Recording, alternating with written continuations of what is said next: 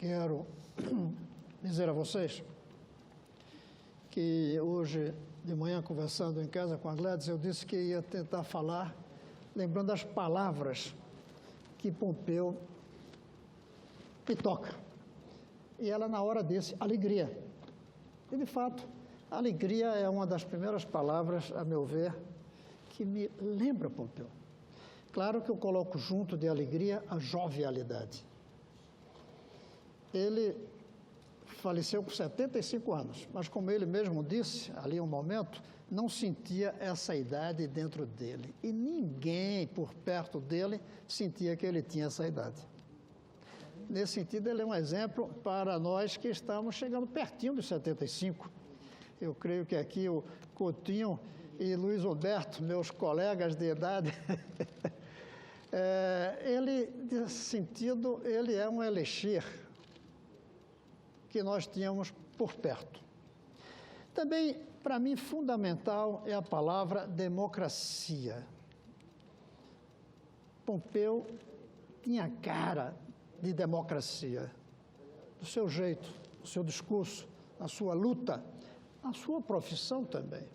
Claro que eu coloco junto de democracia liberdade. Ele, que foi citado aqui, e que ele citou tantas vezes, ele era um homem libertário e iluminista.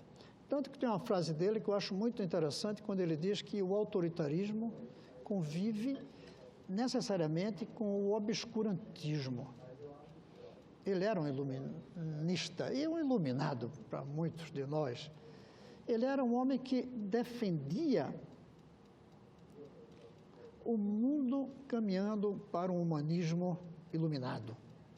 Ele era contra, radicalmente, toda forma de obscurantismo.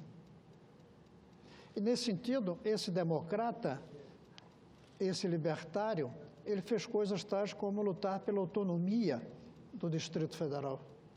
Ele fez coisas como lutar pela liberdade mais radical possível de imprensa. Coisas que muitos de esquerda reagiam, achando que a liberdade tem que ser apenas para o uso da classe que nós queremos representar e não para os de outras classes. Não, ele defendia a liberdade plena, com toda a convicção. Ele era um democrata libertário. A Constituição, o papel dele aqui no Senado foi de um democrata. A palavra que para mim lembra Pompeu é jornal. Pompeu é um homem que tem a cara da palavra jornal. E aí ele faz falta pra caramba a nós. Disso e em outras coisas que eu vou dizer. Ele faz falta no momento em que a palavra jornal está mudando de significado. Até o tempo dele, o jornal era um papel com textos escritos. Hoje é óbvio que não é só isso. Jornal é algo mais que isso.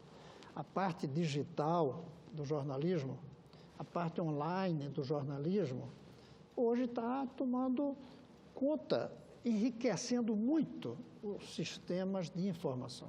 Eu gostaria de ver o Pompeu libertário no mundo em que a palavra jornal está se modificando. Ele era um renovador. Essa é outra palavra que, para mim, lembra ele. E como jornalista, no mundo de hoje, ele seria fundamental. Porque muitos não estão entendendo ainda essa mudança do jornal em que nem vai adiantar mais querer censurar. É um jornalismo incensurável, tão radicalmente que carrega, às vezes, infâmias. E nós vamos ter que conviver com isso.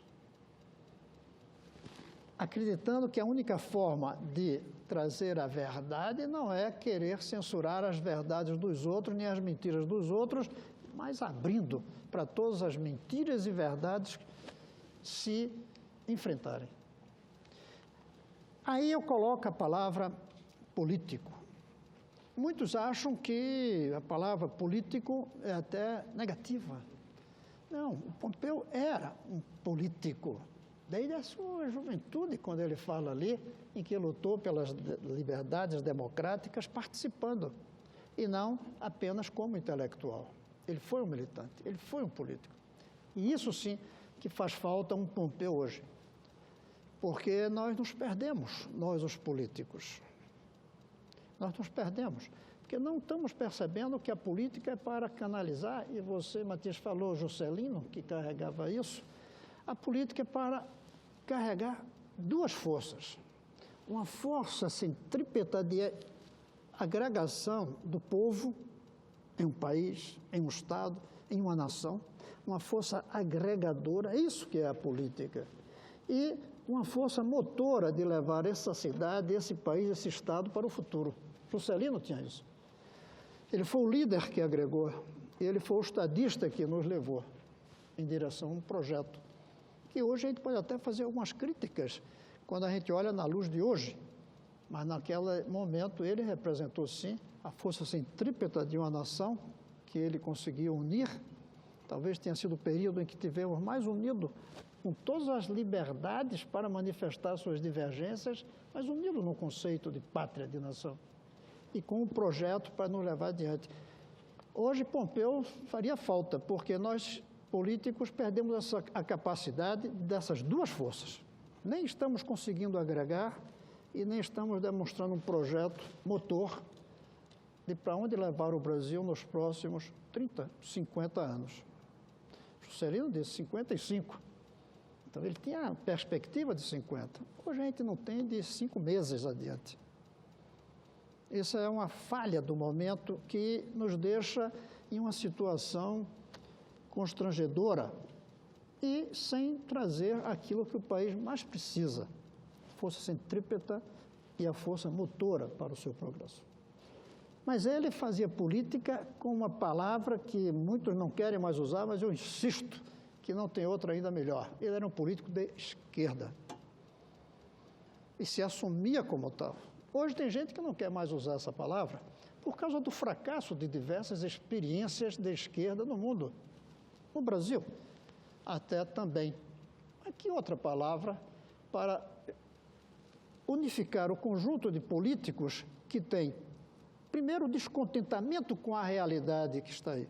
Segundo, um sonho utópico de futuro. E terceiro, esse sonho não virá das forças do mercado sozinhas. Exige a militância, a participação, a intervenção política. Essa é a esquerda. Muda a utopia que a gente tem. Aí tem muitas esquerdas com utopias diferentes. Muda o caminho para chegar lá, cada um tem sua estratégia. Mas a esquerda, quem não está contente com o que está aí, quem tem um sonho de utopia e quem tem uma estratégia baseada na intervenção da militância política. Eu sinto falta de alguém como Pompeu, que pudesse hoje compartilhar conosco, não digo comigo, com todos os que têm hoje, a angústia de como definir claramente a utopia que queremos, a estratégia que devemos seguir para chegar lá. E ele carregava algo que falta muito hoje na política, que é a capacidade de indignar-se. Creio que até que ele toca nesse em um dos momentos.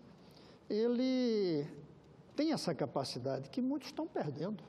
Está virando um lugar comum aceitar o que está aí. Tá pior ainda, está virando um lugar comum aceitar locupletar-se com o que está aí. A política está virando uma maneira de você tirar proveito e não de você construir algo novo. E aí vem o outro nome que me liga também a ele. Ele era professor. Ninguém podia esquecer que Pompeu tinha casado com ele a palavra professor. Na atividade, desde muito novo, como ele diz, mas na criação da UNB, na manutenção da UNB. E eu creio que ele teria a visão de universidade, que também está precisando hoje discutir. Para ele, a universidade não era apenas uma escada social para quem entra nela, era uma alavanca para o progresso do conjunto da sociedade. Nós perdemos isso. A universidade se transformou, meu caro reitor, hoje para quase todos, numa escada social. O Pompeu ia mais do que isso. Claro que é uma escada social, você estudando, mas não é o principal papel da universidade. O principal papel é formar, saber, e Darcy tinha clareza nisso, para ser alavanca para o progresso. Meu caro embaixador Larbi, que muito me honra tê-lo aqui. Então, a palavra professor era uma coisa ligada a ele. Outra palavra é a palavra Brasília. Pompeu era Brasília. Pompeu esteve aqui não apenas porque foi senador, mas pela origem de Brasília em que ele esteve, pela criação de Brasília em que ele esteve envolvido, pelo gosto que ele tinha por Brasília, pelo amor por essa cidade, pelos serviços que ele prestou e, muito especialmente, pela autonomia que nós quisemos. Eu teria outras palavras, mas vou me limitar apenas a uma que eu não tenho. Qual é a palavra que diria ausência? Eu não sei qual é. Não é ausente. Pompeu não é ausente. Nunca foi ausente. Mas ele deixa na gente uma sensação muito grande de ausência. A vocês da família, provavelmente muito mais do que a nós. Mas a todos nós que convivemos com ele, que somos professores, tentamos ser professores, políticos, jornalistas, tudo isso, democratas, ele deixa uma grande ausência. É uma palavra que eu não sei qual colocar.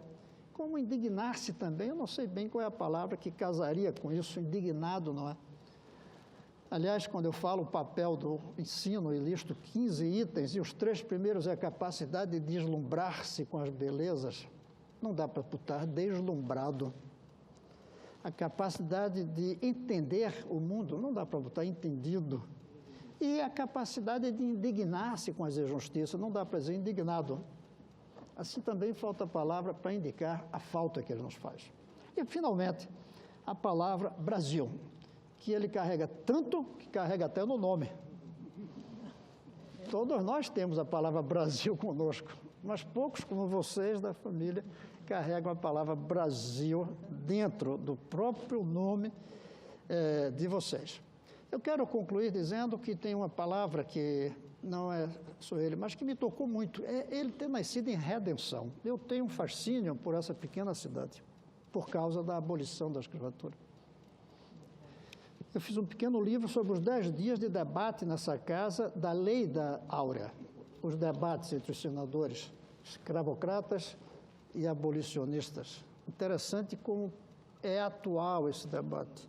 Todos diziam que eram contra a escravidão, só não era ainda tempo de fazer a abolição. Mesma coisa que dizem hoje quando a gente fala que o futuro está na escola igual para o filho do pobre e o filho do rico. O filho do trabalhador na mesma escola do filho do patrão. Alguns dizem, tudo bem, mas não dá, não é? Isso não é possível, isso é impossível. E naquela época em que eu estava analisando as atas do debate, eu fui à Redenção. Fui lá.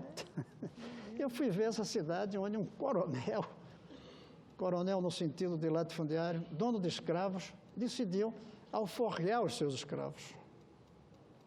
Mas ele disse que alforriar ele só não adiantava.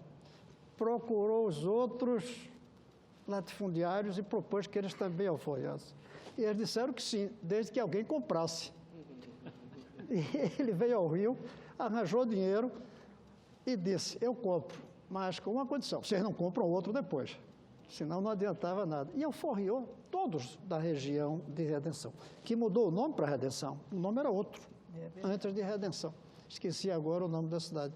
Então, uma figura que nasceu em Redenção e que se chama Brasil, tinha que dar um Pompeu de Souza, ao ponto de 100 anos depois, como disse o nosso reitor Ivan, consegue encher essa sala. Que minha cara, Otília, é muito raro nesses eventos que eu faço aqui. É verdade que é raro de homenagem a alguém, é raro conseguir tanta gente presente. Foi preciso um Pompeu de Souza, Brasil, de Redenção, para fazer isso conosco. Muito obrigado, Pompeu, por ter estado conosco, os 75 anos que você teve conosco, que eu digo, os brasileiros.